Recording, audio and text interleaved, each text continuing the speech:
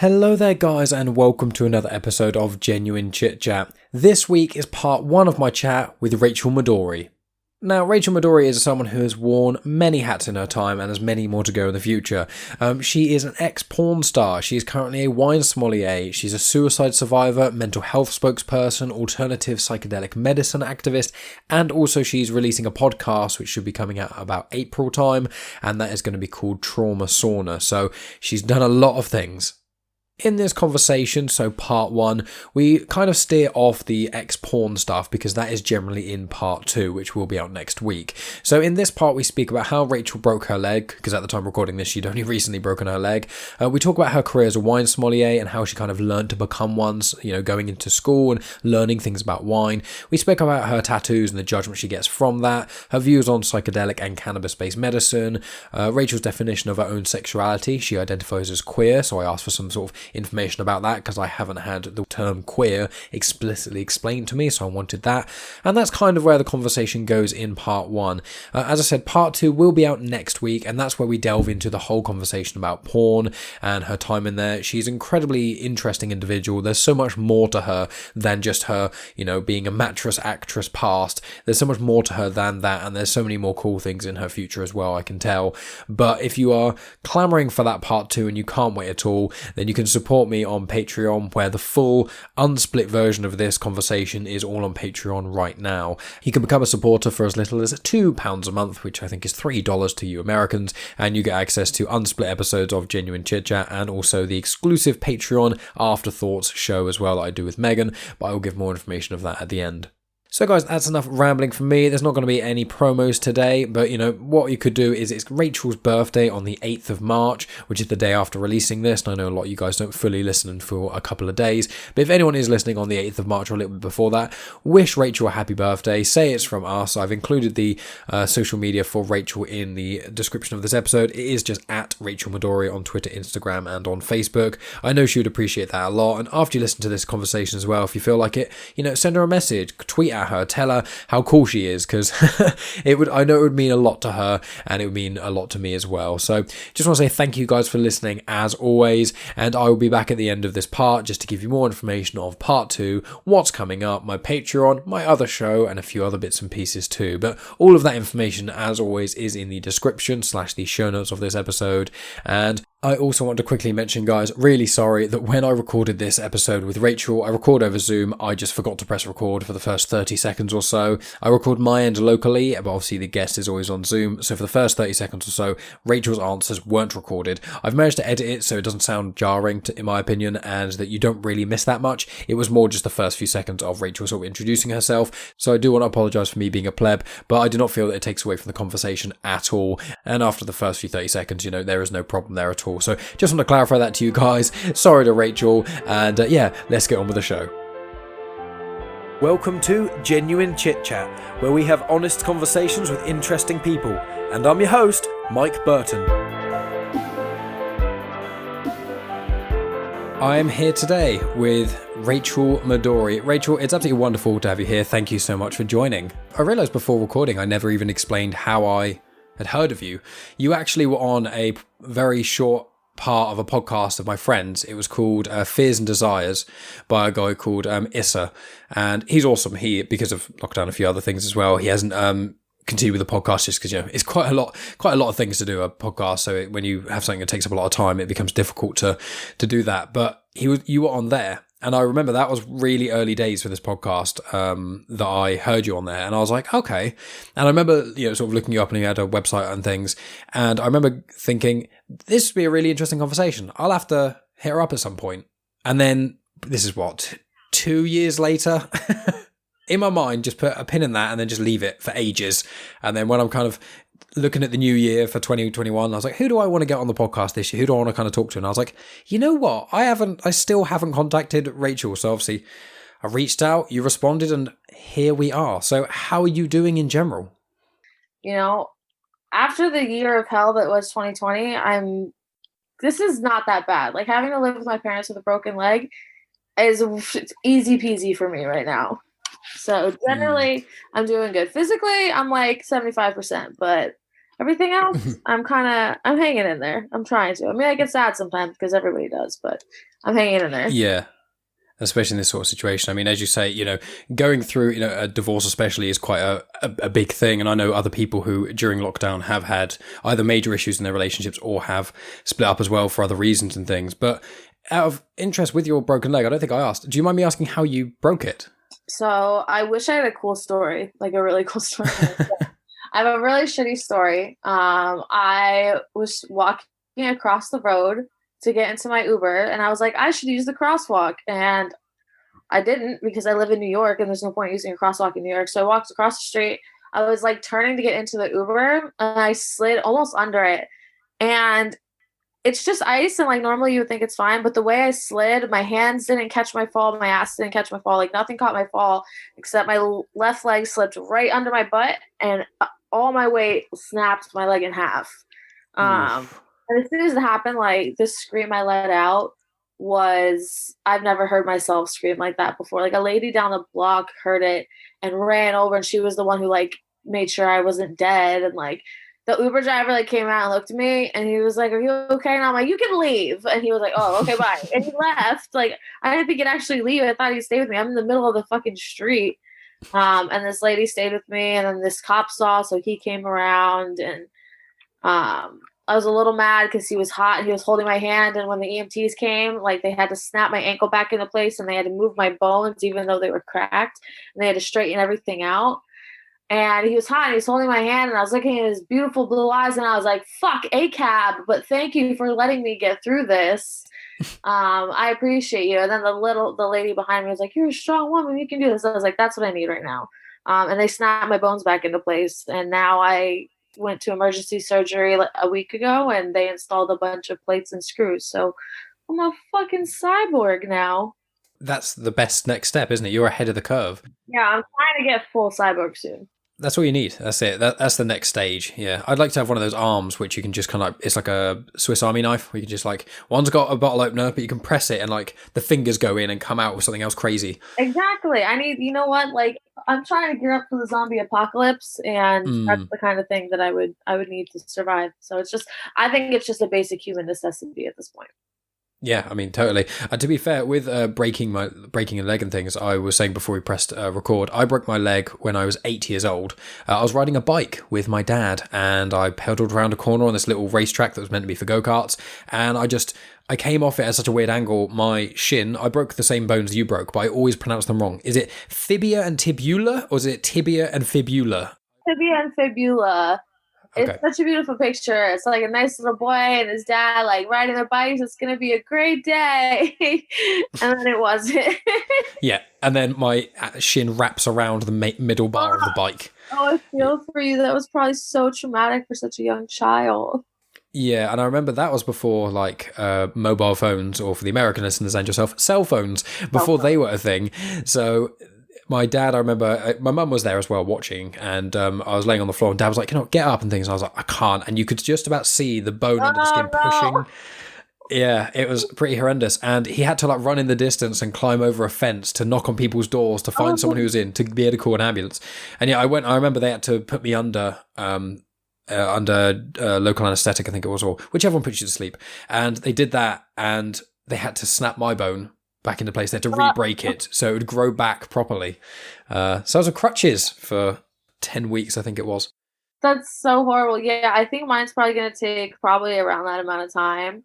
But like, at least you had, like, I don't know, you had like people, your dad was there, he went and got a neighbor. Like I had three things. I had a cop who, I have a love-hate relationship with cops living in New York City. And I had this amazing, beautiful lawyer woman who was taking pictures of everything and like texting them to me, so I would have confirmation that, I don't know, I could sue someone. And then I have this crackhead that comes by and he goes, "Girl, you hit your head. You can't hit your head, but don't move it. When you break a bone, don't move it." And the crackhead's telling the cop to get some cardboard so I'm not on the ice. So like, it was just this beautiful community moment of white lawyers and cops and crackheads. It was really unifying. Yeah. Well, sometimes it's one of those kind of darker ways of looking at things, is that I know it wasn't necessarily quite as dramatic as a tragedy, but like the worst things happen to people generally brings out the best things in people. I guess so. I mean, your dad was probably really fast at running and, fixing broken legs when he realized that you were really in danger.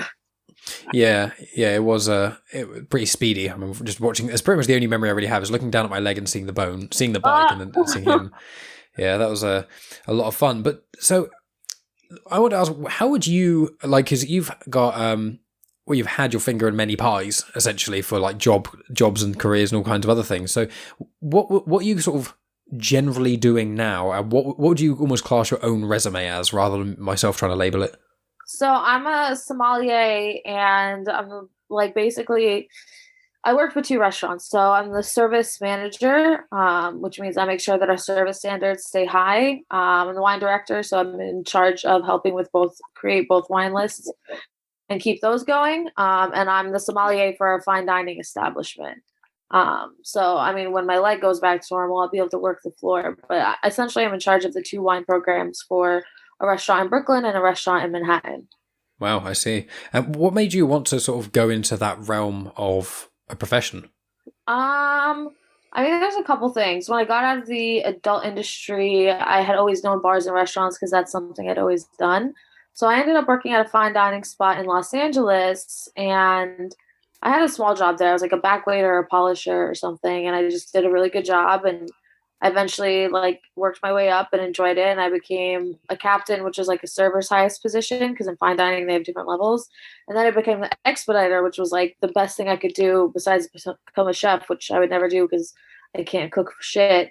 But I became the expediter, and that was huge for me. And I wanted to start working with wine because I would always see the sommelier, and I was so like baffled by it. It was crazy that people would spend this amount of money on it. It was crazy that it went with such different foods. It was just cool to me. And the head sommelier there was this really strong, independent woman, and I always looked up to her. So I asked her if I could help, and I basically like broke down boxes in the cellar for a while. She taught me about wine, and then another sommelier I'd met in Los Angeles said, "Leave everything, go to New York, go to school, and figure it out." And I was like, "Okay." And I'm from New York. Like I lived here when I was 18. I only lived in LA for a couple years. So I've been in New York almost 15 years. I'm sorry, 10 years. I can do math. So 10 years in New York. And so I was comfortable moving back.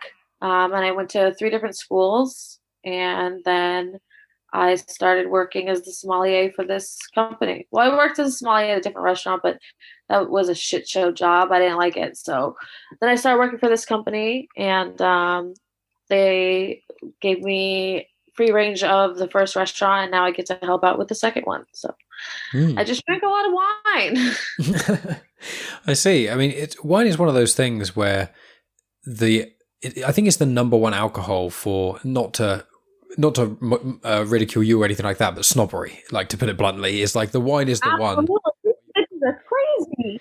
Yeah, so how does one, like, because I don't know much about wine at all. I know a few names of them and vague general ideas of flavour, and that's about it. But I'm not really a wine drinker. Both my parents were, but I'm not really. So what is it, like, when you said you went to sort of school to learn about that sort of aspect, was it more so about the wine itself? What did you actually sort of learn? So it depends on the school. So when I went to the American Sommelier Association, which is the longest program I've been in, they teach you about everything. So they're teaching you about the history of wine, who brought grapes where, like what routes did they travel, what's the actual like geographical history of it.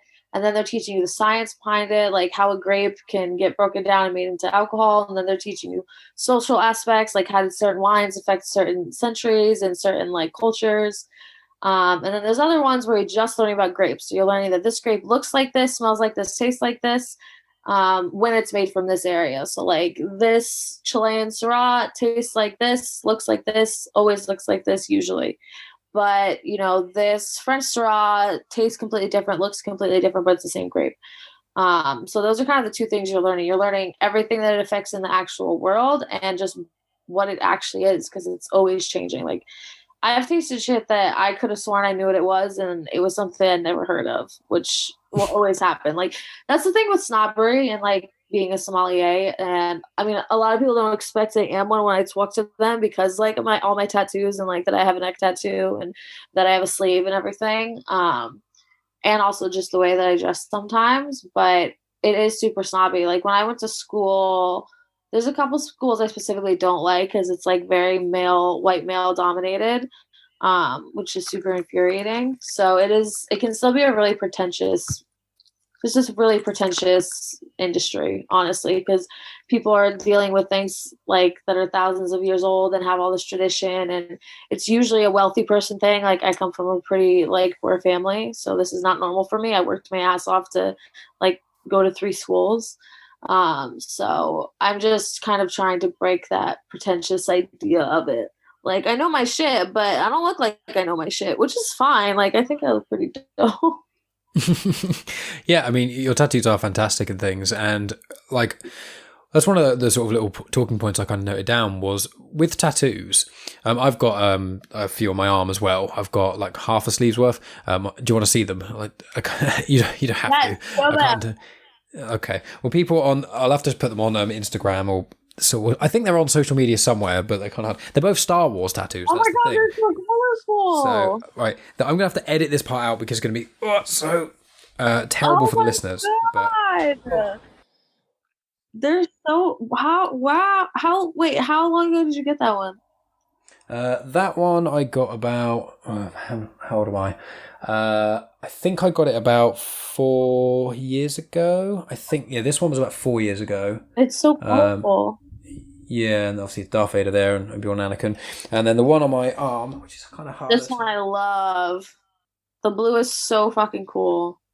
Yeah, so I think the bottom half of my arm is going to be blue and the top half is going to be red, and the top half's going to have like Kylo Ren and Darth Maul and that sort of thing on it, and the bottom half, I don't know, Ahsoka and stuff probably, but I'm a massive Star Wars nerd and my other podcast is a Star Wars podcast, so, I kind of have to. I wish I could say I've seen Star Wars, but I have yet to do it. I think I tried once.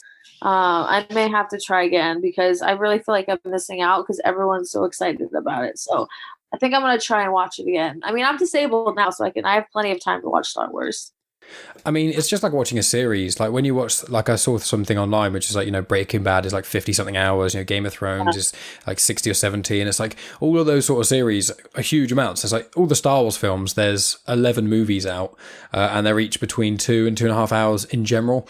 So it's about 30 to 40 hours, which isn't that much in lockdown. In normal time, it was. Oh, yeah. Well, back before I would binge like Blacklist in a day. So. Well, exactly. But with Star Wars, I totally get it when some people say they haven't watched it or made the leap, because the problem is a couple of the entry films are not the best. But all my listeners have heard me talk about Star Wars far too much. So with you and your tattoos, what are they? Like, you don't have to tell me every single one of them, but are there any that specifically mean a lot to you or anything like that, or that you're just cool? I don't really. Well, this one, my hand one does. So this is a Kraken that me and my younger sibling got together. So they came to visit and we had lunch and we hung out and everything. And when them and I get together, like we just do crazy shit because we feel like it. So they were like, "Hey, do you want to get matching tattoos?" And I was like, "Yeah, but like you can pick it out, but just don't pick anything crazy." And like they were picking out like rats and like creepy looking shit, and I'm like, okay, you have to pick something. Like I'm getting this on my hands because now if someone's gonna pay for my tattoo, like someone's gonna see it. Like I'm not gonna get a hidden tattoo that someone else paid for. So they were like, I'll pay for it. So they picked out the Kraken, and they have one on their right bicep and I have this one on my hand, and they're exactly the same. So that one I like. I like my neck tattoo. Like that was a huge just thing that I saved up for myself, like while I was going through like my divorce and my kind of, figuring out myself. And it was always something I wanted since I was very little, but I'm really glad I was able to execute it. Besides that, I have a Bible verse on my back that like, I want to get rid of just because I don't like believe in the Bible, but I want to keep it because the message is kind of nice. But besides that, I just get the shit because I want to look like a fairy. Like, I just want to look like a weird emo fairy. Like, so I just keep coloring in my skin and like adding flowers and spider webs and shit. I mean, why not? I mean, I'm literally covering my entire left arm in praise of a Star Wars franchise. So, I mean, of a sci-fi franchise. Yeah, why not? I don't know what else I'm going to get yet. Hard to find it. Well, yeah, exactly. That's all I'm gonna. I have I'm always fighting with myself of what I'm going to get when I eventually finish the Star Wars sleeve as well, and what other tattoos to get on there. It's like, but the good thing is that while I'm locked down, the options are limited, and also it's like I take out a small amount of money each month and just put it in cash in a pile in my room, and then when that's enough, then I get a tattoo. Yes, the tattoo stash. Exactly. Yeah. So, I love that. and also with tattoos, have you found that in your life, because it's rude to ask a lady her age, but you're not much older than I am, I think. You don't have to say... Yeah, I'm turning 28 in a couple weeks. Yeah. March 8th is my birthday. Oh, well, March 16th is my birthday, so I'm turning 27 You're a a while. Pisces? I am, yes. Yeah, so am I. I'm a fucking psychopath. Yeah. Well, I turned the psycho fire within me into just burning passion for things I enjoy. So I'm just like a super nerd when it comes to everything I like. I'm really into. That's how I kind of focus the insanity. Well, thank God. At least one of us knows how to handle what's going on up here. So with that with that, do you find that people... You mentioned that you kind of lightly touched upon it with obviously being in the realm of wine, but like, do you find people generally judge you for having tattoos, especially the neck tattoo as well? It is not as common still in certain places. I don't really get judged for it. I mean, maybe if I did some like highbrow competition, I'd get judged in it, but I don't have interest in doing things like that. Like, that would just be boring to me. But things are just so much more progressive now. Like, my boss, obviously, like, I speak with him because of also being a manager, like, I am the face when people like see the restaurant sometimes if the GM isn't there. So I have to like kind of be like, is this okay? And he's always like supportive as long as it's not offensive. So I don't really think I offend people in my industry as much. I just think they're kind of like, it's cool to be a som, but also like be kind of laid back because sometimes they can be pretty stuffy, especially in New York City. So I just think it's fun, but I don't think I get judged for it. Even if I did, like, I don't care. Like, what are they gonna do? Take away my job? Like, people can judge all they want. Like, I like it. I think it's fun. I think it's the people, like, I think it's creepy people that bother me the most. Like, men who are like, you look so much more gorgeous without it on you. And I'm like, that's another reason I'm glad I have it. Like, it's so gross. But yeah, besides unnecessary comments from like old people, like in the industry and stuff, I think I'm fine. Yeah, I've had like, I mean, I think there are quite a few older people, like even some of my family who are lovely. They're just like, oh, I just don't understand why you'd get a tattoo. And it's like, well, my arm is completely blank. I have to see it all the fucking time. If I want to put a cool Star Wars scene there, then I'm going to. It's better than seeing just my bland skin with hair follicles. Like, why the fuck wouldn't I? Exactly. It's like, hey, do you want all your walls in your house to be blank? Do you only wear white t-shirts everywhere? No. Well, then there's your answer, because things look cool. It's what humans do so much of what we do. I know. We just want to look fucking awesome. Sorry, if I move around a lot, it's because my foot starts to fucking fall asleep. It's fine. Well, you can't hear anything, so I don't think the listeners will be bothered. And I don't record. Well, it technically is recording video, but I don't use the video, so you don't have to worry about that sort of thing. And so, one thing as well that I want to ask about is there's something specifically that was on your website and whatnot, which was about alternative medicine.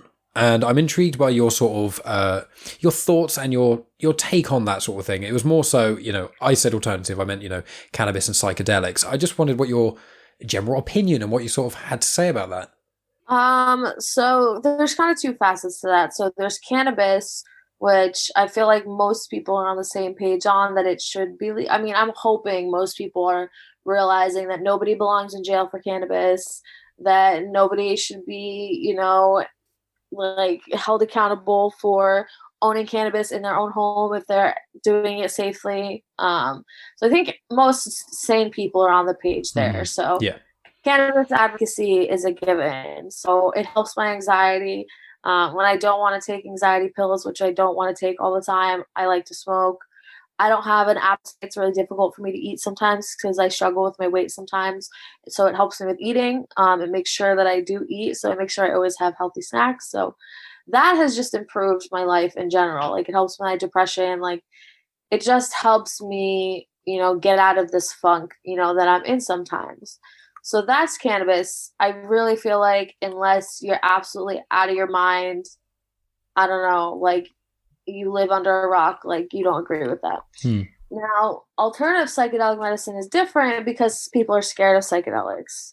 people hear acid and they're like, oh my God, I'm going to have schizophrenia. That's actually, you can't get schizophrenia from acid. You get schizophrenia from PCP. Two completely different drug chemicals that have nothing to do with each other. So there's like these three waves of psychedelics. There's the first wave, which this is how the organization, the third wave, talks about psychedelics. I actually was on their podcast a little while ago. It's called the thirdwave.co. So essentially the way they describe it is there's three waves of psychedelia. There is the first wave, which is the indigenous people who are using it for spiritual practices and healing. The second wave, which was the 60s, which is, the hippies and everybody using it in this huge cultural change and the feminist movement and the war and music, and it changed everything. But then the government shut it down because it started to affect people in the ways that psychedelics affect people. So they shut that shit down and they created the war on drugs, and then they fucking made everything go downhill. I was actually just watching a documentary on the crack epidemic. So that came after. So it was this whole shit show making, demonizing drugs. And then there's the third wave, which is what we're doing now, and which is testing things like psilocybin and LSD on PTSD patients from war, doing MDMA and emotional therapy and couples therapy, using LSD to help with depression and alcoholism, which has been a huge breakthrough, is helping with alcoholism. And that's really what made me realize what, I'm kind of doing on my own is really, it's going to be something someday. And I want to get involved somehow where it's actually a part of my life legally. But I mean, I'd have to be a fucking doctor for that. But even ketamine, I've done ketamine before, and I have a friend who owns a ketamine clinic in Miami, and it does wonder for people that are victims and have PTSD. And so what I do is, besides smoking, is I microdose psilocybin. I used to microdose LSD, but I microdose psilocybin. So I'll take it every 2 days, every 3 days. I'll take a tiny little pinch of it. I'll weigh it. I'll put it in my tea, or I'll just have a little spoon, and it makes my mood go up. It helps with my episodes. It helps me keep me even. Since I'm bipolar. Unfortunately, I haven't done it in 2 months, 3 months. And 2 months ago or a month and a half ago is when I had my suicide attempt. So there's always a pattern of when I stop microdosing to when I start to get a little more fractured, and my bipolar goes back to the episodes that presented itself all my life when I was younger, since I was 14. So by using the microdosing of the shrooms, it actually is able to connect the receptors in my brain that aren't connected, because when the bipolar creates the imbalance, I don't behave like a normal human being.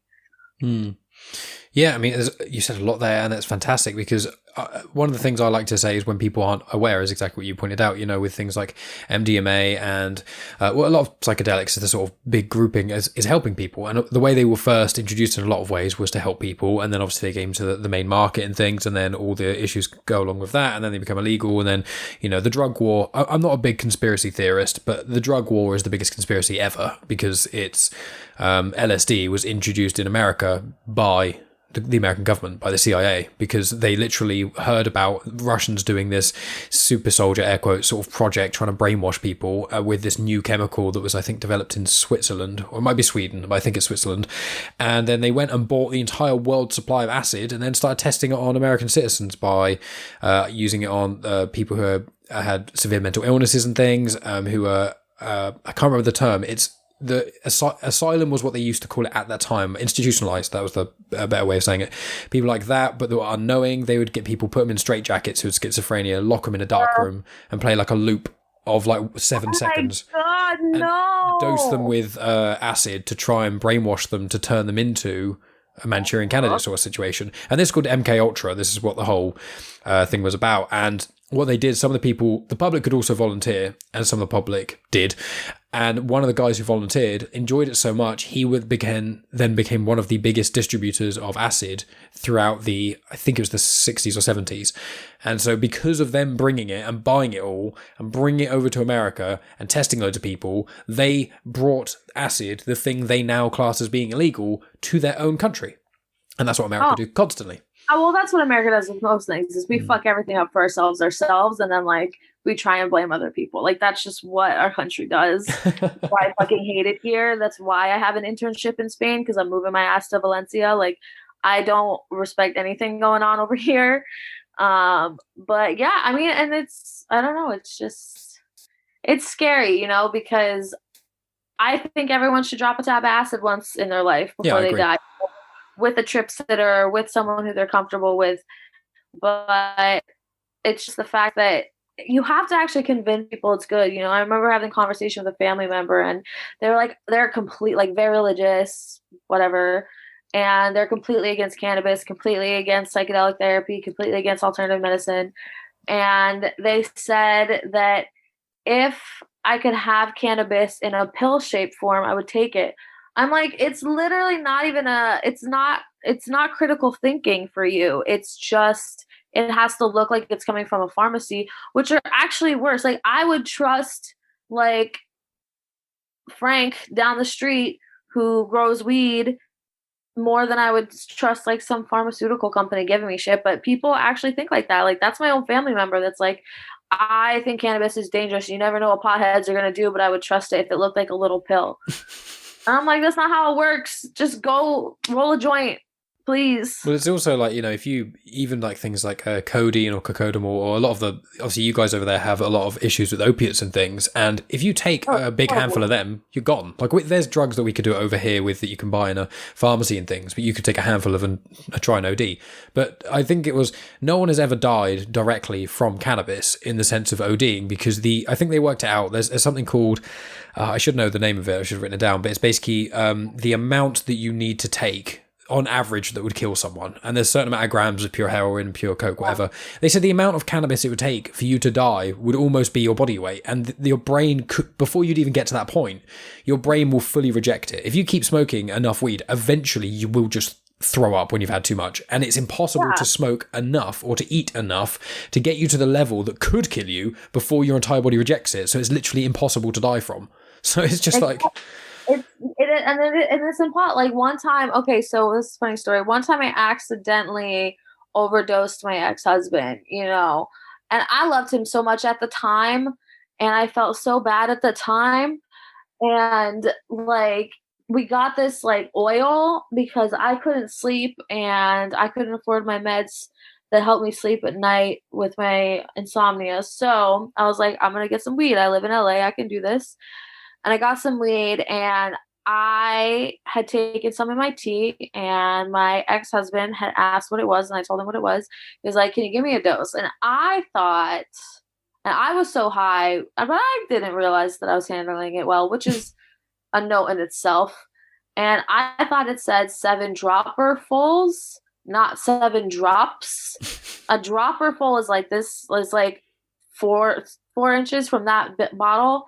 And a drop would be like, I don't know, a fucking drop of water, like a teardrop. I gave him 7 dropper fulls in a drink.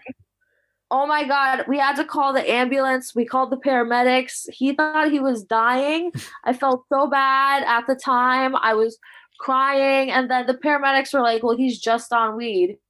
And I'm like, check his vitals, make sure he's not dying. And they're like, no, he's not. He's just having a panic attack because he smoked too much weed. And I'm like, oh my God, I'm so sorry. Like, I felt so bad at the time. And yeah, it was really funny. But you can't overdose on it. Like it can't have, like, I've smoked too much to where I puked when I was stupid and I was young, and like I was just like, I can do all the drugs, even though like I did them all and they all suck besides weed. And ketamine. And I went around and I threw up, but I've never died. I don't think anybody, like, it's so upsetting, you know. They prescribed me opioids for my leg since it's broken, and I needed them the first week, and I still do need them sometimes, only for when I'm trying to sleep and the pain is really bad. But, you know, I can smoke, or if I can take some oils, like, the pain isn't as bad. You could be giving this to so many more people than giving them opioids, you know. And you're very right; they're so dangerous, and they can fucking kill you. Yeah, it's one of those things. Over here, the legality of weed is actually quite a weird grey area, because CBD which is I take CBD every day. It's legal. They sell it in shops over here up to a certain percentage, so you can just buy it. And so they're understanding that CBD has a huge amount of medical benefits and things, which is really cool.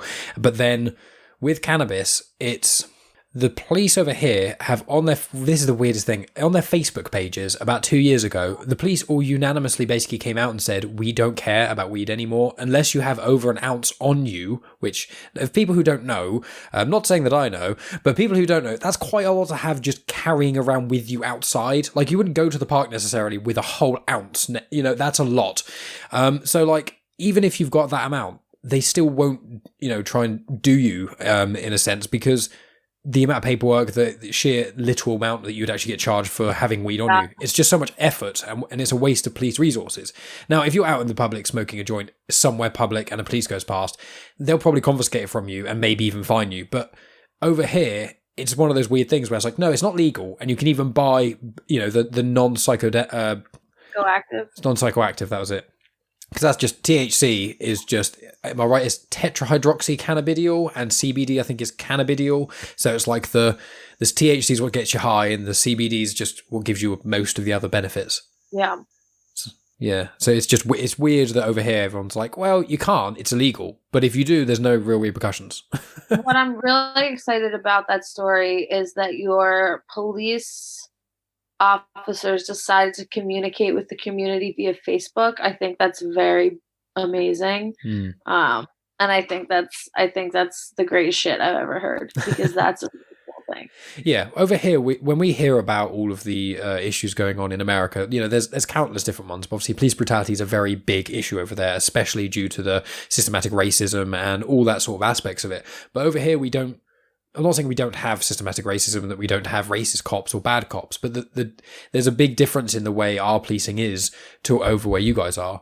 And I feel like, not to turn this into a gun debate in any way, but I feel like a part of it might be because, if our police officers, generally speaking, if our police officers pull someone over, they don't worry they're going to get a gun pulled on them and get shot. They're just like, oh, this person maybe have like, a cricket bat or something. Like, there are guns in England, like, I'm being facetious, but there's not that same worry. And then because over there in America, anyone can have a gun, that means that all the police basically, especially when they're untrained and don't know how to handle situations and stereotype people and racially profile them wrongly, they escalate a lot of the time their own situations that then cause a lot of the other problems. And it's just a mess.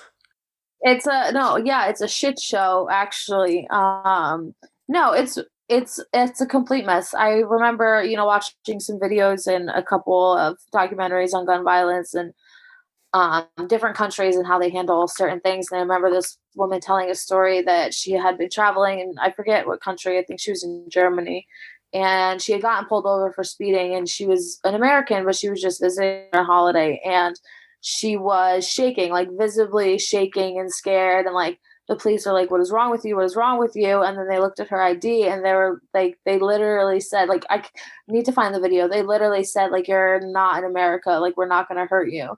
And that hit very close to home, because I feel that way every time. Well, when I had a car, since I live in the city now, I don't need one. But when I had a car, that's how it felt. Maybe not that I was going to get murdered, definitely that I was going to get arrested.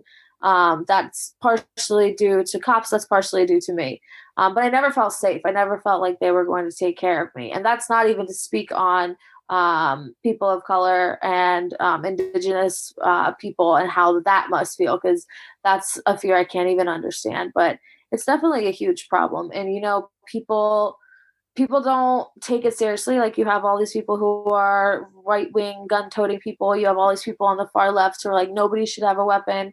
I grew up shooting. I grew up with a shotgun. I grew up with my dad teaching me how to take apart 9mm and 357s. And he paid for me to get trained by an ex-NRA officer when I was, 14, 15 years old, and he used to take me to the range. Like, I'm very much trained in using guns and being familiar with using them since I was a child. And I was always kind of that gun toting, Second Amendment, like, you can't take my guns from me. But my whole thing is like, why do we need AR-15s? Like, why does anybody need weapons of mass destruction that could murder hundreds of people? why is that necessary? And then they say it's necessary to overthrow the government. I'm like, okay, I get that, but we're not overthrowing the government. We already, like, it's just not happening right now. Like, if everybody could just calm the fuck down, maybe own a handgun, maybe have a carry permit if you're under serious danger, but like, get rid of all the other shit. Like, it's so pointless. Like, why can I go to Pennsylvania and buy a AR-15 and go buy an extended mag online and go murder a bunch of people? Like, it's asinine and it's so stupid. And that's not even to mention the fact that cops are not trained adequately to be police officers. You need more training to be in the military. You need more training to be a teacher than you do to be a police officer. They aren't trained in diffusing situations. They're trained in escalating and getting it over as soon as possible. And like, this would just go into a whole rant if we even went into the fact that cops were created for systemic and systematic racism to bring people of color and by indigenous people of color down. So it's just a whole fucking mess. Like I said, Valencia, 2 years, ain't coming back. Marrying somebody there, not happening. Not coming back here.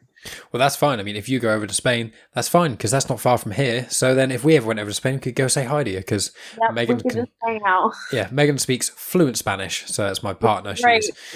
So she'd be sorted over there. She used to live in Spain for a little bit as well. So it's just, and her family are Italian. So there's no excuse. So let us know. You go over there. We'll do a European trip. We'll swing by.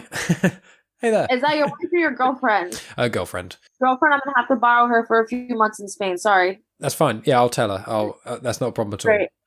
Yeah. Well, she's been like, she's known as my self-proclaimed co-host, because she occasionally just pops up on my podcast, and so many people have heard her on podcasts. Then a couple of friends of mine said, "Oh, can I come on your podcast?" I'm like, yeah. Oh, but only if Megan's on. Okay, cool. So like my friend Tonya, she's been on 3 times, and before she came on the 3rd time, she's like, "Can you bring Megan on, please? I want to talk to Megan." So I was like, "Okay." Megan's popular. She's great. Yeah. Okay, I'm gonna bring Megan on a totally non-romantic date in Valencia in 2 years. That's fine. Do it. She would absolutely love that.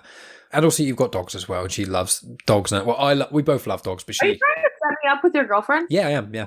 I mean, she's not that way inclined, unfortunately. But you know, it's funny. She has got a friend at work, a female friend at work who is a lesbian, and she specifically, like, I always joke with Megan. I say, like, I would never worry that you would cheat on me with a guy, but with Kerry, I think you probably would, like, because they're that kind of closeness in things. And I've got a mate of mine, Bradley, and she says the same about us, like that we're like a gay couple, and it's one of those, it's fun things like that. So yeah, go try, if you can turn her, then congratulations. You know, you can probably do better things to her than I can. I'm turning the straight girls in the night.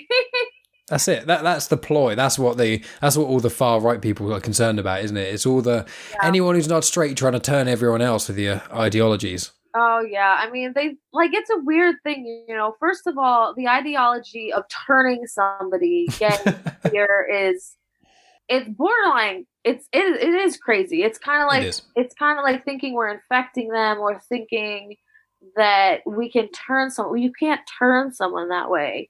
You know, you are that way. That's just who you are. And it can be fluid. It can change. It can be very many things. But the idea that you can turn someone into being attracted to a certain type of person is so asinine that I can't even believe it. Like, I've had way too many of these discussions with people that, you know, I've spent time with, you know, in my family and stuff. And it's just, it's too much. It's so crazy.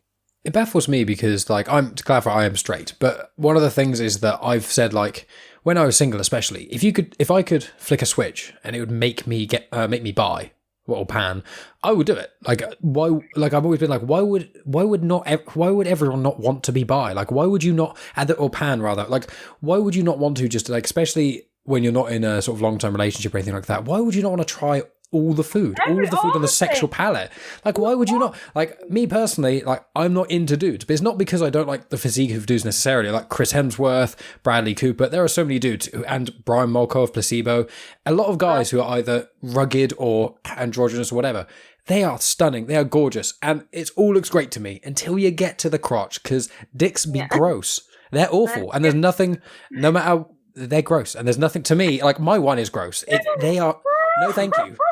Like, I totally understand women when they're bi or lesbians or anything. I'm like, yeah, because Men's You nether isn't a know, grim. it's gross to a lot of us. But I know I don't understand it. I switch between, what? Am I bi? Am I pan? Am I A? Am I lesbian? Am I gay? Like, it's always this whole thing. And that's why I just consider myself queer. I tend to have an emotional attraction to women more. And I tend to just use men for that ugly crotch area. But because I'm kind of still finding myself, I'm free to do that. But, I do. I don't understand why people like think it's weird or don't want it. Like that just opens up, like if guys are always complaining about not getting a shot in at the club, like open up your options like 50%, like go for the other team, go for the same team. Like you're going home with somebody at that point because you just got 100 people, 100 extra people like on your streamline. Everyone should just be gay, honestly.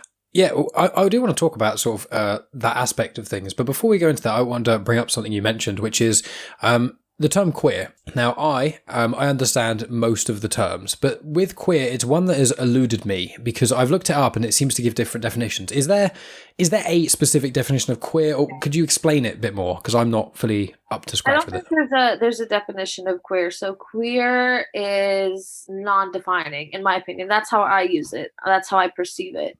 It's non-defining. I wouldn't like for one day to be like, am I bi? One day, am I gay? One day, am I straight? Do I like this guy because I'm straight and I am lying and having a gender crisis about everything else?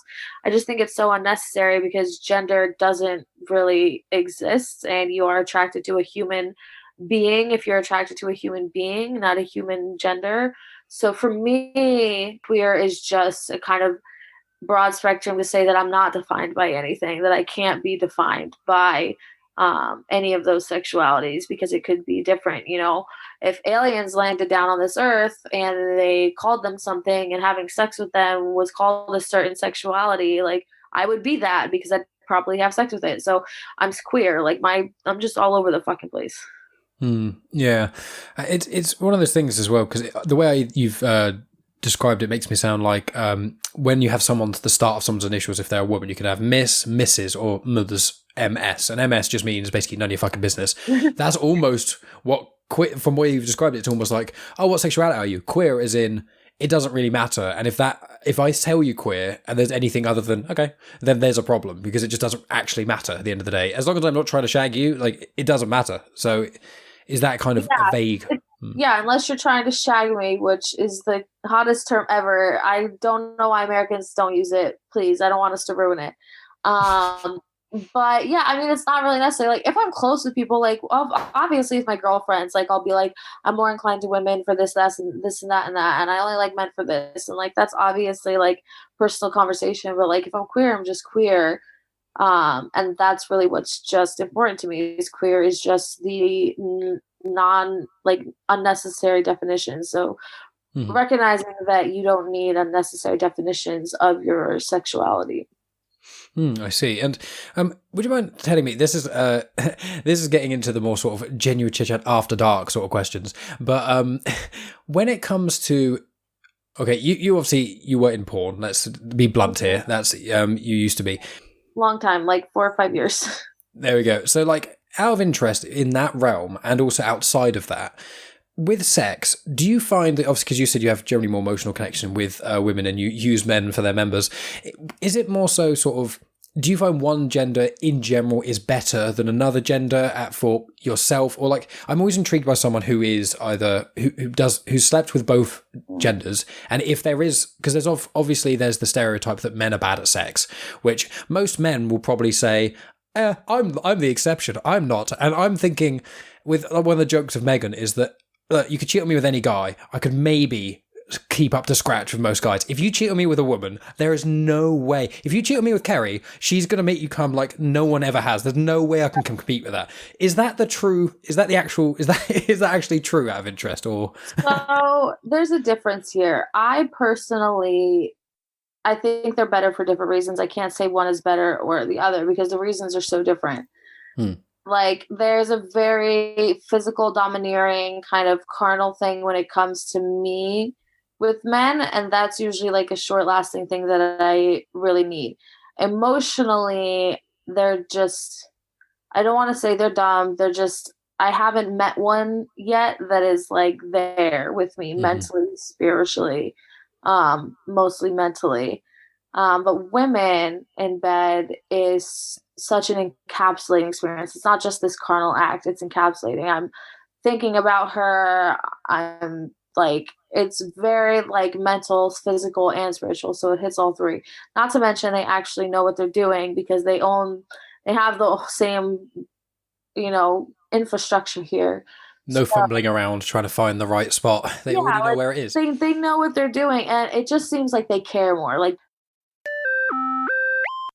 And that's the end of part 1. Thanks as always for tuning in, guys. As I said at the start, if you are listening slightly before or on the 8th of March, please go wish Rachael happy birthday on Twitter or something like that. I'm sure it would mean the world to her.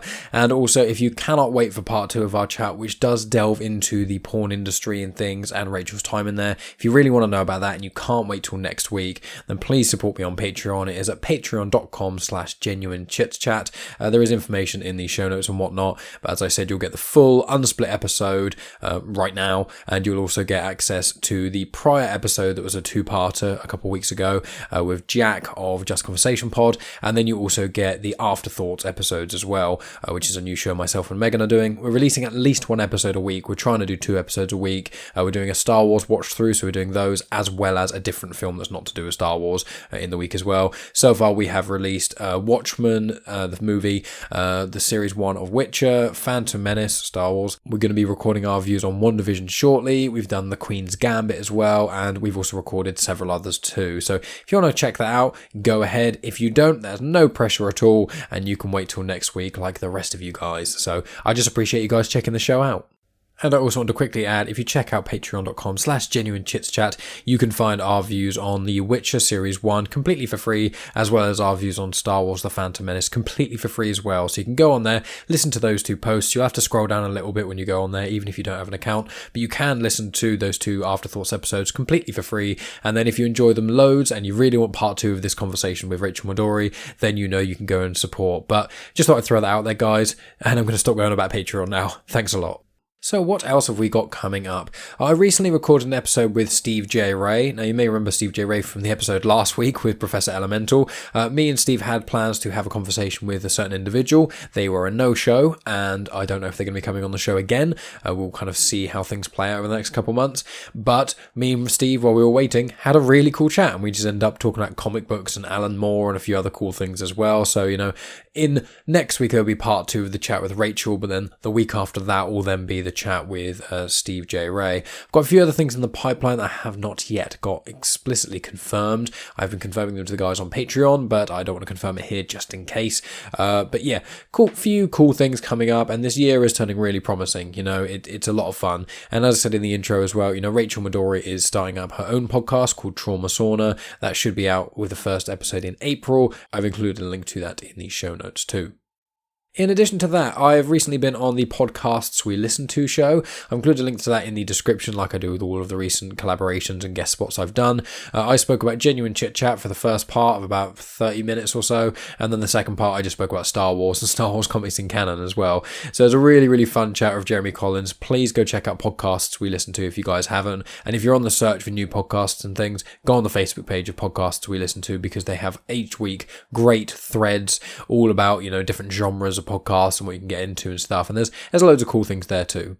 In addition, I was on episode 76 of Frank Burton's Ragbag podcast, and in addition to that, me and Megan were also on the 52 Love podcast in early February, so lots of different things to get your teeth into there, as well as a few other things in the show notes. And the other thing I always talk about at the end here is my other show, Star Wars Comics in Canon. It's on the feed of Comics in Motion, so go check that out. I've started uploading the episodes onto YouTube as well. I'm about 10 episodes behind on Genuine Chit-Chat's YouTube, and I've got a few artwork things to sort out too. But if you want to hear about Star Wars comics, whether or not you've ever read a Star Wars comic before in your entire life, if you just like Star Wars, even if you've only seen the original trilogy and you want more information about certain characters, I've got you covered, because I tackle the prequel era, the sequel era, the original era. I do character bios, I do events, I do like different aspects of things, like how did C-3PO get his red arm? That was a really early episode, I think episode 4, something like that. How Kylo Ren got his red lightsaber. I'm going to be tackling how Darth Vader got his red lightsaber in the future. There's loads of cool things as well well. There's even a comic series called The Journals of Old Ben Kenobi, when Obi-Wan was on Tatooine, basically waiting for Luke to get old enough for him to be able to train and things while he was in exile. There's a mini-series essentially on that I also tackle. So there's loads of different things there. More stuff about Darth Maul. I've done the biography of Count Dooku and loads of other things too. So make sure you go check out that show. It's a lot of fun to do, and as I said, every Saturday I release an episode of that. Every Sunday I release an episode of Genuine Chit-Chat, and if you're a Patreon, you get Afterthoughts episodes in the week as well. So there's content coming out of my ears, and well, really it's content coming out of my mouth and going straight into your ears. But that sounds a little bit off. Maybe that's more of the sort of thing to say in part 2 of this chat with Rachael Madori, because it fits in a lot more nicely there with the sort of subject matter and whatnot. But yeah, thank you as always for listening, guys. I really appreciate each and every one of you giving my show a go, listening, especially all the way up to the end here where I just ramble on for ages and things. I really hope you enjoyed part 1 of the chat with Rachael Madori. Send her love on social media, because I know she would really, really appreciate it. And as always, guys, I will talk to you all next week.